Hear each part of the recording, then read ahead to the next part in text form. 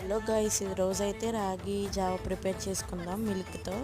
చూసారు కదా, అలా వాటర్ తీసుకొని రాగి పిండి వేసుకొని బాగా మిక్స్ చేసుకోవాలి. మిక్స్ చేసుకున్న తర్వాత మరిగించిన కొన్ని వాటర్ మరిగపెట్టుకొని ఆ వాటర్లో ఇవి మిక్స్ చేసుకున్నది వేసేసుకోవాలి.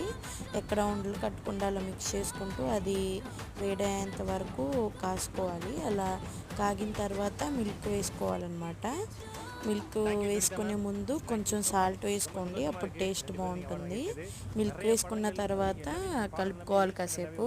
అది కూడా మరిగిన తర్వాత బెల్లం వేసుకొని బెల్లం కూడా కరిగిపోయిన తర్వాత తాగేయడమే. ఇదైతే చాలా హెల్త్ బెనిఫిట్ అనమాట. ఇలా మిల్క్తో చేసుకుంటే మనకి పిల్లలకు కూడా చాలా మంచిది.